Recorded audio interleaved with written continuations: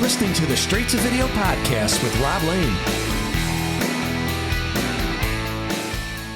Hello and welcome to another episode of the Straight to Video podcast with me, Rob Lane, and once again I'm labeling this episode as a Fright Friday edition as we head towards my favourite time of the year, Halloween. First up, thanks to everyone who has checked out the Straight to Video cover version of Trick or Treat from the 1986 film of the same name.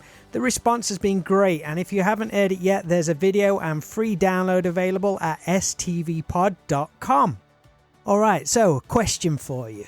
What was you doing on Halloween night 1992, specifically at 9:25 p.m? Well, I know I was sat at my mate Tot's house and we were all watching Ghostwatch, presented by the legendary Michael Parkinson, Sarah Greene, Mike Smith and Craig Charles. I'd read about this show whilst on my paper round because in between grabbing a sneaky look at page 3, I'd skipped through all the magazines and I read about this Halloween special in the Radio Times, so I knew it was a drama of some kind, but no one knew the response it would have. Once the show got started, a film crew following the happenings in a supposedly haunted house in the UK whilst Parky was back in the studio doing a commentary, specialists on hand and taking phone calls, weird stuff started to happen. Imagine an episode of Most Haunted but where something actually occurs. We all found ourselves screaming at the TV when we thought we saw the ghost, brilliantly named Pipes, but this was all scripted, right? Right? Try if you can to rewire your brain to how it worked back in 1992. No internet, no mobile phones. We trusted Michael Parkinson, we trusted the BBC, we loved Sarah Greene. They wouldn't lie to us, this was them on TV, they weren't playing roles. It was genius, it really was. I videotaped the show and after it had finished, ran home, like really fucking fast, to rewatch where I thought I'd seen Pipes hidden in the shadows. I loved it. It seemed though that thousands of others hadn't enjoyed it as much as a lot of us, and whilst the show commanded an incredible 11 million viewers, it also received thousands of phone calls to the BBC, many of which were complaints. People thinking it was real. Was Sarah Greene dead? Had the BBC been taken over by poltergeists? The fallout was and is legendary. So much so that it has never been repeated since, and it wasn't until a DVD release some 10 years later that it will be seen again. So it gives me great pleasure this October, almost 30 years since it was aired, to speak to the show's creator, Stephen Volk, all about his career from falling in love with horror as a young boy to becoming a screenwriter and author with films such as Gothic, TV shows like Afterlife, and of course the game-changer Ghostwatch and the legacy that it continues to have. Stephen shares with me some wonderful stories which I think you'll love to hear, and if you'd like to deep dive a little more into his work, then he has a great website at stephenvolk.net which covers all his work, and if you want to learn more about Ghostwatch, then be sure to visit ghostwatchbtc.com. The BTC stands for Behind the Curtains, which is a brilliant documentary all about the show, and the website has everything you need to know and is regularly updated. In fact, on Halloween night this year, if you have a copy of Ghostwatch yourself, there's going to be a national seance to celebrate the show, so you can press play at exactly 9:25 p.m. and tweet along using the hashtag Ghostwatch, which will be a lot of fun. Not that you need something to keep you awake during that, but why not grab some Dead Skull coffee to accompany you over at deadskullcoffee.co.uk, where you can grab 15% off your order by using the promo code STV on checkout. These guys are great and I'm proud to have them support the show. Alright, let's get to this. This was a real treat for me, and if you saw Ghostwatch back in the day, then I'm sure it will be for you too. If you've never seen it or heard about it, then I hope this grabs your interest and imagination because it really was an amazing event. So let's dive into my straight to video chat with Stephen Volk.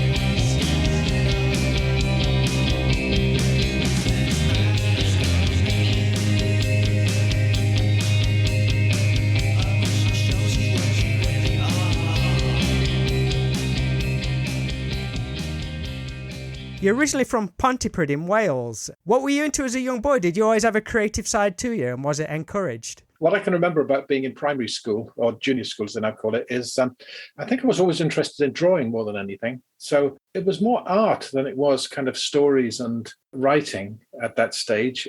I mean, I can remember, following TV shows like The Lone Ranger and things like that, and going to movies. And I realized many years later that all the drawings I enjoyed doing in school and outside school were all kind of things I'd watched on TV. So there'd always be kind of cowboys and Indians, as we used to be allowed to say, and things like that. So looking back on it, they were all kind of narratives. They were all kind of narrative pictures. And later on, I kind of got into, I would say, comic books, Marvel comics and DC comics. And through that, I think, just visits to the local newsagent in Pontypridd, I picked up my first copy of Famous Monsters of Filmland, which was like a kind of, just the stills that you saw in these magazines were so kind of scary and get your imagination going. So you'd kind of invent stories in your head, far worse than probably the films that you eventually saw. I mean, we didn't really see those Universal films with Boris Karloff and Bela Lugosi, for another, probably in my 20s before I saw those on TV, Did you have a local cinema where you could see films? Oh, yeah. We had two cinemas. One was called The County, and very nearby there was another one called The White Palace. It used to be usually The White Palace that we would go to in our teenage... I say us, because mostly I'd go with my two mates in school. We were all equally obsessed with movies and science fiction and horror, so we'd all go together. And it was usually to The White Palace.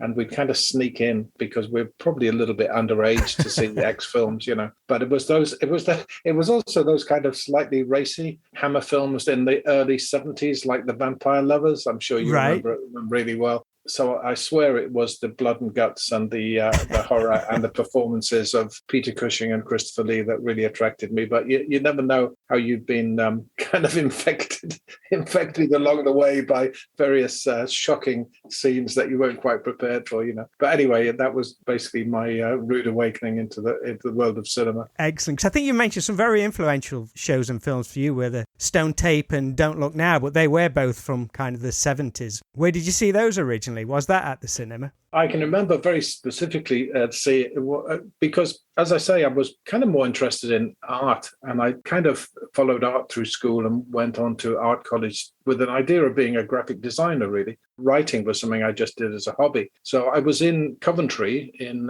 Lanchester Poly studying graphic design, and one wet Wednesday afternoon, I went to see a double bill of The Wicker Man and Don't Look Now. And I guess I've never been the same since, because those are two of my favorite films. But I was the only person in the cinema. I remember really distinctly. I was the only person in the cinema. Well, that's going to add to the whole atmosphere as well. Oh, my goodness. Oh, my God. Yeah. At the end of, the ending of both the films, but especially the ending of Don't Look Now. What a payoff. Such a slap in the face. I thought I was going crazy at that point. I really did think they've put the wrong reel on at the end, because I couldn't believe what had happened, really. I was so, I don't want to give away spoilers, and I won't really, but I was so prepared for Donald Sutherland was actually following the ghost of his daughter. And then when it turned out not to be that, I thought, fucking hell, frankly. And my brain was doing contortions. And then there's the wonderful montage that Nick Rogue does to explain and refresh your memory of all the clues that have been given to you through the film. And I just thought that is the most kind of blissful experience I've ever had watching a film, the delivery of that. And then the whole kind of irony. Again, it's a bit of a spoiler, but most people listening to this have probably seen the film.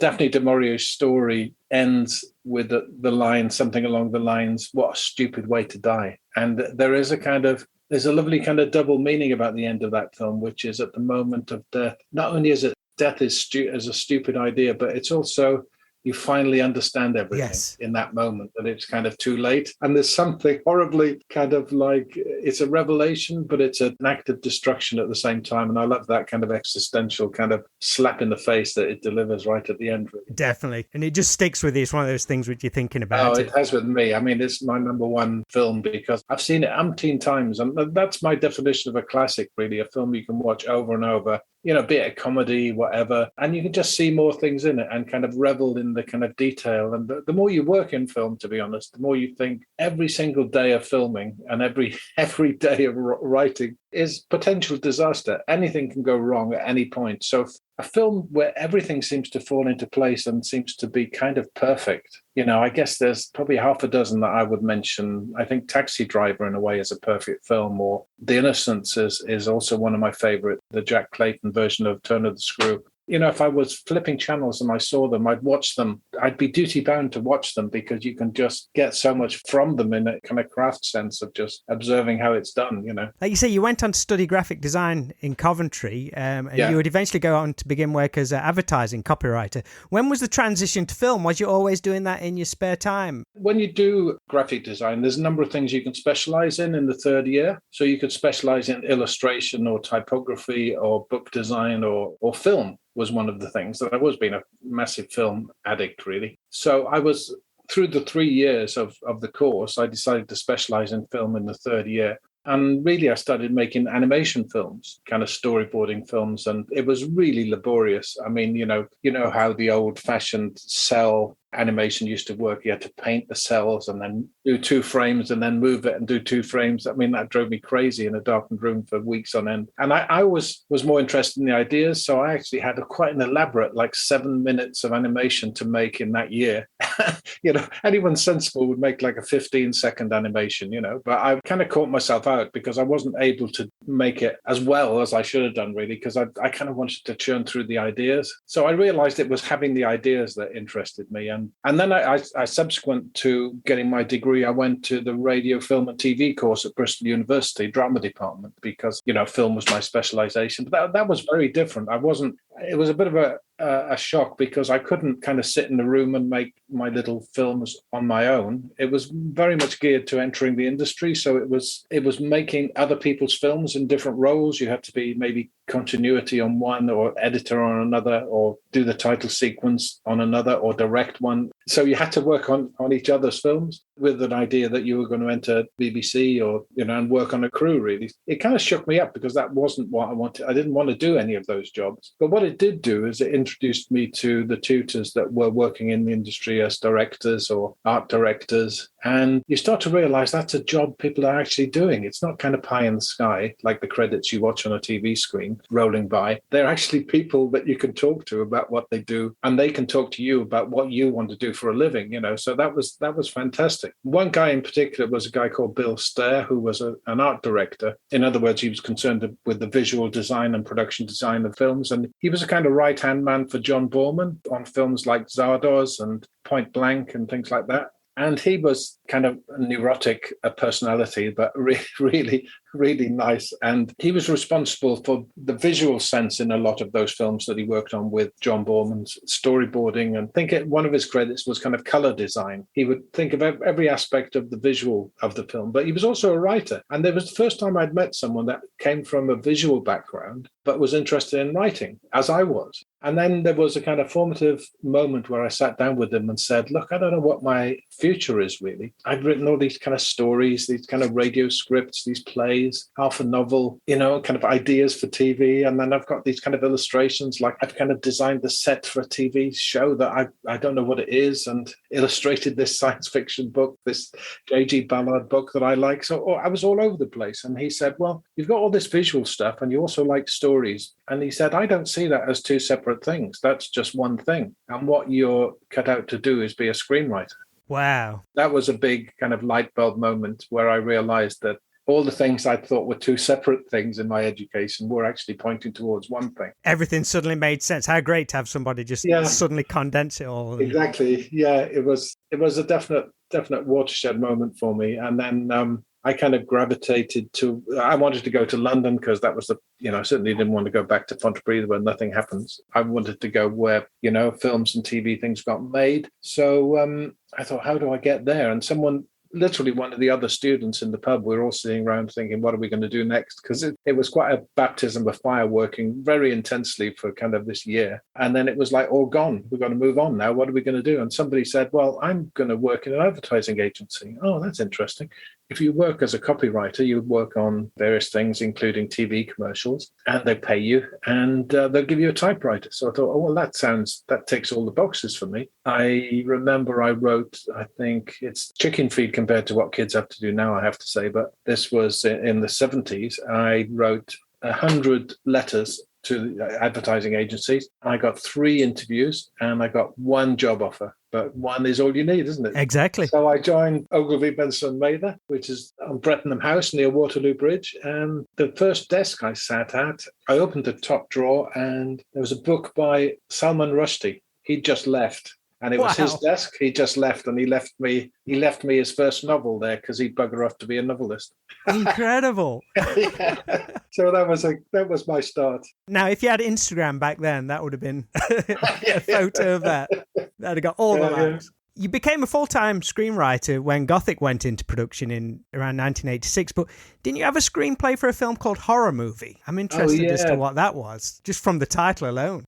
Yeah. Well, while I was working in advertising, I would be burning the midnight oil as soon as I got home, have me tea, and then I'd put in 4, maybe 5 hours at night time because that was my true love, and I didn't want to be in advertising forever, even though I tried to do it as well as I could while I was in the 9-to-5 job. And I kind of put my mental clock, if you like, into saying I'm going to produce a new screenplay each year. If I do a new screenplay each year, it's going to add up. In fact, that was quite a good rule of thumb because by the time I got to meeting an agent, I had like 5 or 6 screenplays that I'd written. And by my own devices, I'd met various people just by writing to them. I mean, I used to send my scripts to Jerry Anderson Productions or Ridley Scott. I even had a meeting with Ridley Scott about an idea for a musical that I had. And that was before Blade Runner, it was between Alien and Blade Runner. And I can't believe, looking back on it, that he gave me kind of 15 minutes of his time. But anyway, that was the weird world I was in advertising. And what happened actually was I'd written Gothic, which is about Byron and Shelley and Mary Shelley and the genesis of Frankenstein. And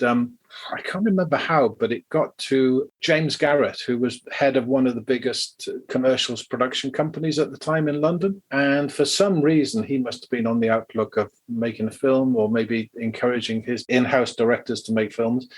And he optioned it. It was the first money I ever got for an option, which is probably chicken feed now, like 50 quid for a 100-year option or something. But he wanted a director called Richard Longcrane to direct it, who'd directed a film with Mia Farrow, I think, called Full Circle. Lovely guy. But it turned out that he worked with me on it. I did the draft with him. And then he went off to make a film called Enemy Mine that eventually he didn't direct. I think Wolfgang Petersen directed it. The Dennis Quaid film? Dennis Quaid, that's it. Yeah. So that's early 80s, all that was happening. But poor old Richard Longcrane felt kind of guilty that he was leaving me adrift on the project. And he said, well, let me give you an introduction to my agent. So I was then introduced to Linda Seaford, who took me on. And I remember the meeting I had in Rasa Sayang Thai restaurant in Soho. And I had my scripts under my arm and kind of plunked them down and told them, well, this one I chatted to Ridley Scott about, this one I sent to John Borman, it never quite happened here, never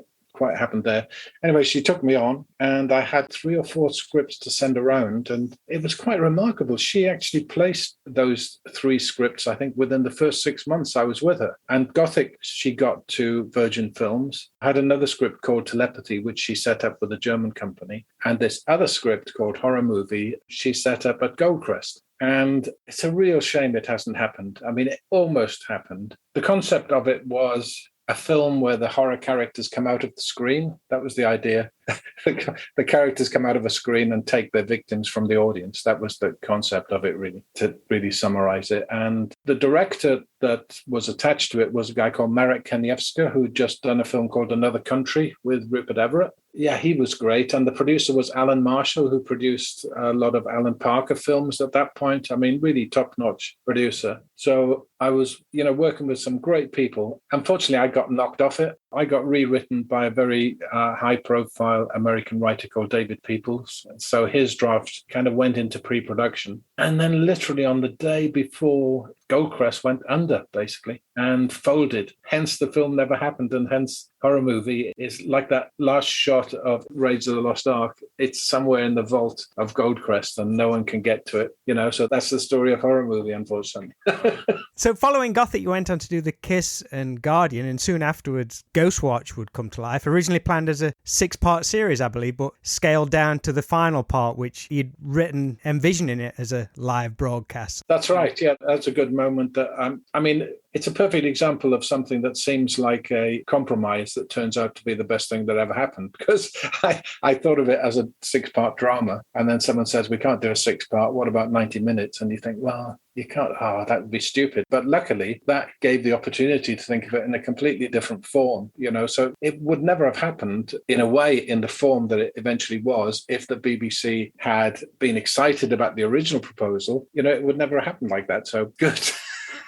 Weirdly, like prior to this, everything had been on like a large cinematic scale, but you mentioned that when preparing and putting Ghostwatch together, because of its format, you effectively had to unlearn script writing to make the dialogue feel real and unscripted. What references did you use for that? Well, I kind of voraciously watched TV that I wouldn't normally watch. I'd watch things like Terry Wogan's interviews, just to get in my mind, how do you interview people? How do they, and those kind of shows that you now call the one show, the shows that are kind of 7:00 in the evening, which used to be nationwide, I think, when I first wrote Ghostwatch, where they cut away to the roving reporter and the reporter says, here I am standing next to this river and it's just been flooded and we're going to talk to this woman, what happened to you? So it's the reverse of, in screenwriting, you're always taught to cover up exposition. Whereas in that kind of TV, someone gets a microphone thrust at them and they tell you exactly what's happened. Oh, well, I was walking down the street, this happened to me. I was born in 1954, by the way. Did you know I was?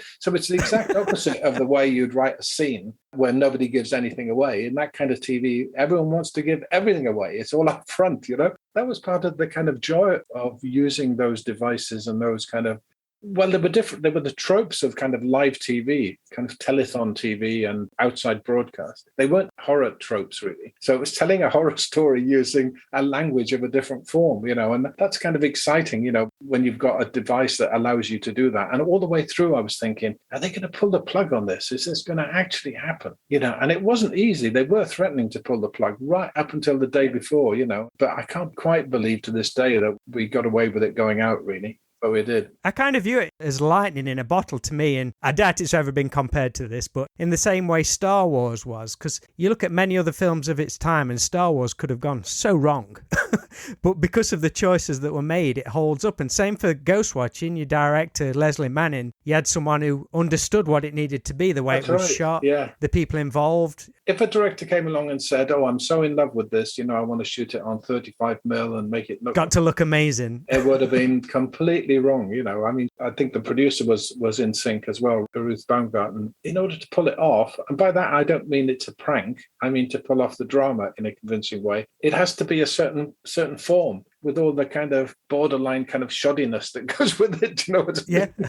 That's part of what made it in the end, I hope, anyway. It's very difficult for me to get any perspective on it. When people say they love it, I say thank you very much. When people say it's shit, I say I understand where you're coming from. I can see all angles on it. Yeah, from people that, didn't buy it for a second after 2 minutes and, didn't believe it, to people that believed it right at the end when it's pretty obvious that it's a concoction, And I think it's almost an interesting psychological study as to who, what are the types of people that believed it at the beginning? Yes. Types of people who ruled it out and could see through it. I think what was really interesting was that the visual style of it, which you said about earlier on, which is common or garden, kind of like TV, outside broadcast. What I find fascinating is that even though it was structured like a horror story, the kind of, the rug being pulled from under you and various things being revealed in a mystery kind of way, the fact that it didn't look like that almost suckered people into believing it when their rational mind was telling them, no, this is just a ghost story. And I've heard people say, I knew it was a ghost story, but actually just the watching of it made me think it wasn't, and I find that interesting. It's almost like the brain wasn't being fooled, but the eye was being fooled, kind of weirdly, And I think just like Parky's introduction, I can't remember the terms which he uses, but he goes through all the horror tropes. He says there's going to be none of this. There's that kind of element as well. And along with creating an original and scary ghost story, was setting out to challenge people's perception and trust always part of your plan in your, the original 6-part thing? Or was that something that developed once it became this single episode? That's a good point. I don't think it was only, that's a really good question. No, I think it was only there when we decided that was going to be the fabric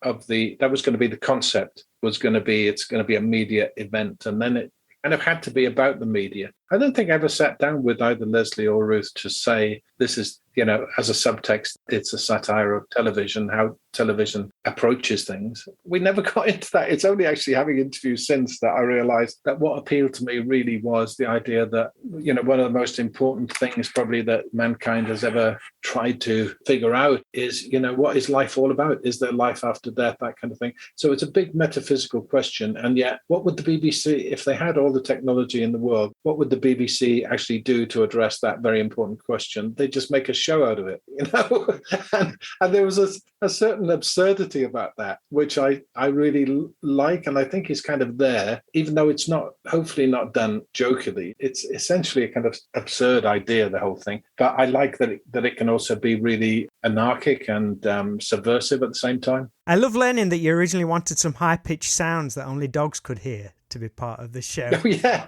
And what you might not know is the director actually looked into that. Could you imagine if you'd have pulled that off as well? Yeah, it would have been something. But Leslie found out that you couldn't actually do it technically. But I got a cold chill when she actually said, no, we did look into it. I thought, oh, bloody hell. The whole country had just gone into meltdown. Imagine your dog barking at the TV screen. Wow.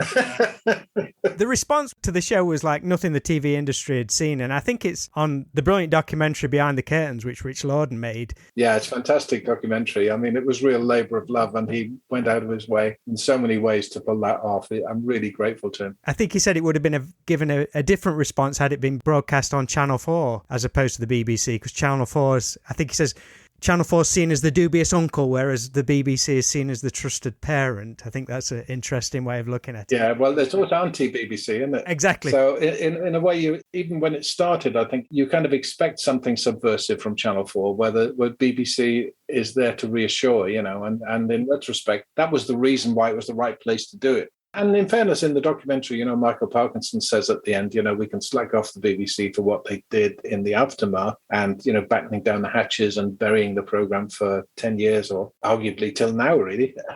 But they didn't make it in the first place. And the BBC is still there making really, cutting edge things that, have to be acknowledged when there's all this kind of attack on the BBC as an institution. You definitely don't know what you've got till it's gone, and they have to be applauded for what they do that people will suddenly realise isn't there anymore if they're not careful. After all this time, do you still have some particularly favourite scenes? I kind of like the bits that were spontaneous thinking about it. I've never been asked that before, but I like the bit where Craig Charles says to the little kids dressed up, he kind of pushes them out of the way as if he doesn't like children. I kind of like that. What you realise, all these little things add to the world of Ghostwatch in a way, because, it kind of shows that presenters that are smiling and nice on TV have a kind of side when the camera switches off, and when the camera doesn't switch off and you see that horrible side. It's all about some of the double meaning. There's horrible context, of course, the ghost being Pipes, the abusive ghost that infiltrated the BBC, around the time that Jimmy Savile was there. There's terrible, horrible kind of ghostly parallel there for anyone to probably make something of. Some archaeologist of the BBC in 100 years' time will probably make a connection there, as if we'd reacted to it, But of course, who was to know at the time? Incredible. And the fallout was incredibly serious, particularly in the media, which I think you got some clips on your website from the TV show Bite Back, and people are genuinely upset and angry. Yeah. I think what was weird in that Bite Back is that the audience would say, yeah, we're shocked that the BBC have done this. It shouldn't be allowed. And then they kind of say almost in parenthesis, it was a good program, though. But it shouldn't be allowed, Yeah. Damning with faint praise and then wanted to shake their fist at the same time. How did that affect your relationship with TV executives later on with new projects? Did they approach you with caution, or were times changing so fast? Well, not being a BBC employee, I was employed freelance, obviously, on it. So I could say what I liked. The producers, I think, were rather worried about anyone getting to me because they knew that I wouldn't necessarily toe the line if I was interviewed about it. So they kind of wanted to shut me up. No one told me to shut up about it. They just kind of said, no, you won't go on that program. Well, the producer will go on it. No, I mean, I think within a couple of weeks, I'd have meetings with producers about other projects. And I can remember one film producer, Mark Samuelson, kind of looking at me hard in the eyes and saying, you bastard.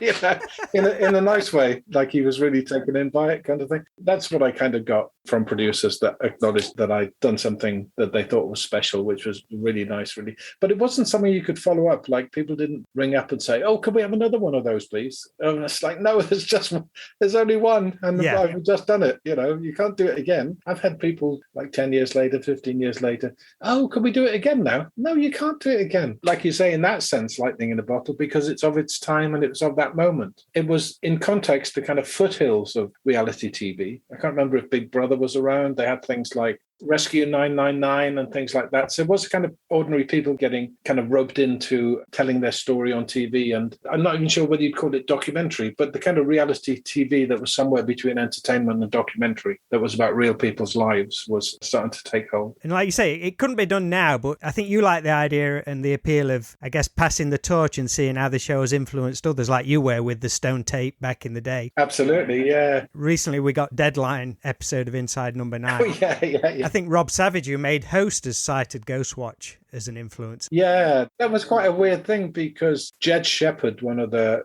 writers on Host, interviewed me way back before he was doing that and said to me, you know, do you think someone could do it now? And I said, which is the same as I answer always that kind of question. It's not for me to think what you do now, you know, with the internet and all that different media and that kind of thing. I wouldn't be the person to come up with the next Ghostwatch. That'll be someone else thinking of something that I wouldn't think of. So it's kind of ironic that Jed and Rob Savage have got together to do Host, almost on the strength of me saying that. He says he took it almost as a challenge, you know, and they went away and did it. Brilliant. Yeah, like you say, there's a wonderful feeling of kind of inspiring the next thing that's going to happen. The best fun really is when I have a screening of Ghostwatch and people come up to me afterwards and say, this terrified me for about a week afterwards. And I kind of say, thank you very much, or I'm very sorry, you know, at the same time. But, you know, and then someone will say, no, I'm his sister. I remember him sleeping with the light on. But he's gone on to start making his own horror films, you know, and that's the most gratifying bit of all, really, is people that, you know, pick up on something and enjoy it, but they enjoy it sufficient to start getting into the genre as I do. And there's a continuity about the genre. I mean, the genre generally about horror and supernatural and television and film, where everything feeds off everything else. And I think that's very, very healthy and exciting. I find it interesting that Ghostwatch is still effectively forgotten by the BBC, but they went ahead with that Deadline episode of Inside Number 9. Yeah. Well, that was nice. I heard from Rhys because I did do a play with him a couple of years ago, which I was delighted to find he was going to be in. And he was a big fan of Ghostwatch. And I'm obviously a big fan of League of Gentlemen, everything they do Inside Number 9 since. And when I heard they were doing a live Inside Number 9, I texted him and said, could you put in a little nod to Ghostwatch? Please, that would please me. And he texted back and said, I think you'll be happy. That's all he said. And when I said I enjoyed it, he said it was all because of you. So I thought that was really nice. That's amazing. And even like the creator of Paranormal Activity, Oren Pelly, he gave praise to Ghostwatch as well. Have you had much feedback from overseas? Because I saw an American YouTuber showing incredible amount of praise to the show. I mean, because Ghostwatch, it's such a snapshot, not just of 1992, but of Britain as well. Well, actually, it's quite funny. I mean, sometimes things come out of the blue that you don't expect. There's a horror novelist, you know, a top horror novelist called Josh Malerman, who wrote Bird Box. Wow, yeah. Within the last few months, well, in the last 6 months, I would say, you know, suddenly said, holy shit, I just saw this thing that was made in Britain, 1992. It's right up there in one of my favorite things ever, you know. So I thought that's just completely out of the blue, almost 30 years after it was made, you know, especially when, you know, people that know about horror and people that you admire suddenly get it. That's, again, really gratifying. Didn't you pen a Ghostwatch sequel in the short story 3110 in your book Dark Corners? That was a weird request from a fan that had a Ghostwatch website. I can't remember how it came about. He requested me to do something for the 10th anniversary, I think, and I thought I'd write a little something. I think I was away on holiday and just thought to myself, you know what, I'm just going to do it as a little story. That was just a little amuse-bouche, as they say. You know? It was quite enjoyable to do, yeah. But speaking of your writing, is your current book Under a Raven's Wing? That's right, yeah, that came out this year, yeah. And is that based around Sherlock Holmes? it takes the character of Sherlock Holmes, but I was interested in the history of detective stories, really, in that really the first kind of detective in the Sherlock Holmes mold was written by Edgar Allan Poe in the story Murders in the Rue Morgue, where he invented a kind of brainy detective that did a lot of deductions called Dupin. When you read about the history of crime, it's often cited that Dupin is the kind of father of Sherlock Holmes, So I had this notion that I'd be interested to do that in a story. Like Dupin is the kind of mentor of Sherlock Holmes before he meets Dr. Watson, So how do I do that? Well, I got to get Sherlock somehow into Paris in the 1870s, So anyway, that was the start point. I wrote it for an anthology edited by a great Sherlock Holmes editor, Charles Prepperleg, a Canadian editor. And he liked it, and it seemed to work. And it kind of just spurred me on to write some more stories with that setting and those two characters, because it was sufficiently different from the Conan Doyle Sherlock Holmes, which is always in kind of fog-bound London. Well, not really fog-bound, but it's always in London at the turn of the century. And those characters of Watson and Holmes. So I wanted to mess around with that a little bit and unspool it and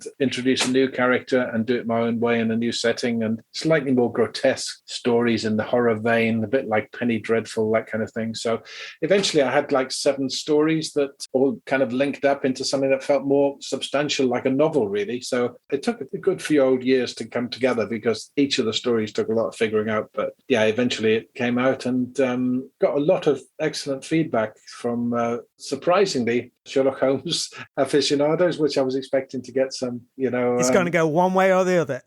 Exactly. Yeah. Maybe the ones that didn't like it just haven't spoken up. But I did get one thing on Goodreads that someone said that this novel sullies the memory of both Doyle and Poe at the same time. And I thought, sullies. That's such a good word. I seem to have, what with, Byron Shelley, Sherlock Holmes, Edgar Allan Poe, I seem to have spent my whole life sullying the reputation of characters, but I quite like it. It's a kind of fuck off word, isn't it, Sully? I quite like it.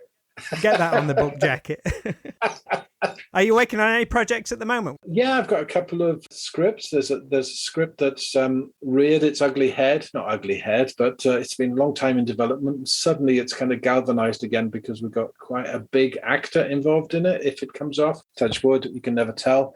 I've also got another book of short stories coming out next March called Lies of Tenderness, which is more a kind of eclectic mix of different styles of short story. It doesn't have an overall theme. It's more not a ragbag. That sounds, I'm putting it down. It does have a theme, which is in the title, which is Lies of Tenderness. So they have kind of a theme of kind of love stories. I love the idea of horror stories that are love stories. in some way that appeals to my perverse nature. And any plans for any 30th anniversary celebrations of Ghostwatch, do you think? I think dear old Rich Lorden has got some plans, but I don't really know what they are yet. And I probably would be killed if I told you, if I did know. I'm not really sure what they are. I think he's got something that he's intending to bring out this year. A little something for fans. So that's something to look forward to, but I'm sure something will happen next year. I hope it does, actually, because it'd be nice to have a celebratory moment of some kind after 30 years. Definitely. I mean, I just love the reaction it evokes. I just posted a picture, my go-to Halloween DVDs, and Ghostwatch was in there. And that was the one everyone commented, and it just fires people's memory banks, I think, every time they see it. It's always great to hear, and I can't quite believe that people are still, it's pretty amazing that people are still talking about it 30 years later. I mean, a week later, we thought we were dead in the water.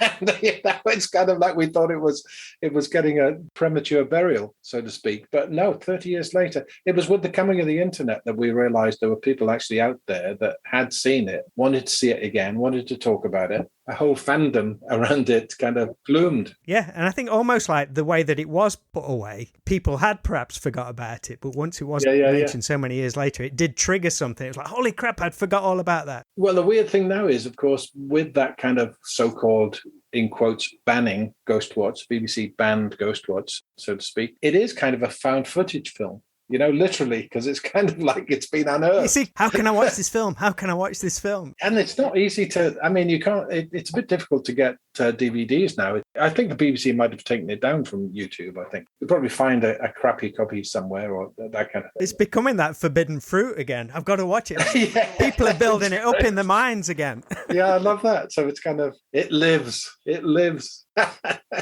Stephen, thank you ever so much. I appreciate you chatting with me. Great fun. Good fun. Thank you for your interest. I really appreciate it. Thank you for Ghostwatch and everything you do. Vividly remember me watching it with my friends almost 30 years ago. I did a paper round and I used to read all the magazines and papers, and I remember seeing the Radio Times one, and so I knew all about it. I knew it was a drama, but it still got me. I'll tell you a funny little story. I did a thing called Midwinter of the Spirit for ITV, which is an adaptation of a book, and I worked with Phil Collinson, who used to be Doctor Who's producer. I was having a meal with him, I think, and then we went to the lift, and he answered his phone, and it was Russell T Davies, and he said, "Oh, I'm here with Stephen Volk." And he hung up the phone and he said, "Oh, Russell wanted you to know he watches Ghostwatch every Halloween." Brilliant. I thought that was brilliant. It was so good. Essential. Well, thanks again for your time. Okay, take care, Rob. Good to hear from you. Bye. Thanks, Stephen.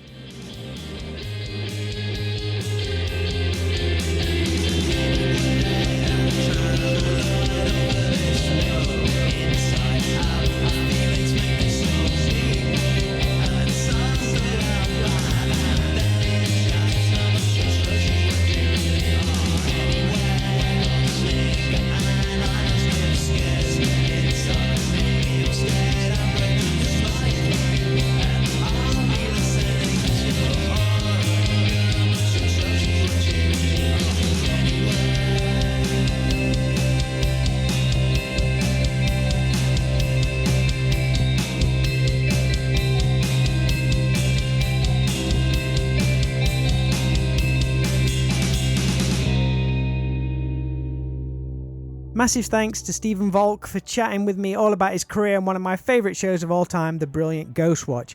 Please be sure to familiarise yourself with everything Stephen has done over at stephenvolk.net, and to get bang up to date with everything Ghostwatch, then be sure to visit ghostwatchbtc.com. I also want to thank Ian Evans for letting me use his song Ghostwatch in this episode. If you'd like to hear the full track, then it's available from bandcamp.com by simply searching Ian Evans Music. If you're new to this show, I appreciate you checking it out, and if you'd like to hear over 100 more episodes, then they're all available at stvpod.com or wherever you listen to your podcasts. It would mean a bunch if you could subscribe or follow, and I'd love a few more reviews over on Apple Podcasts, because this can really take the show to more listeners. Or if you're inclined, please share it on Facebook or Twitter to spread the word. There's also a straight to video Patreon page which gives you behind the scenes access to the show, a bonus podcast, early heads up on guests, and some exclusive merch, which is all available at patreon.com/STVpod. I'd love to have you on board over there. That's all for this episode. Thanks to Stephen Volk for sharing his time, and I hope you enjoyed the chat. So until we speak again, take care, and I look forward to doing it all again real soon.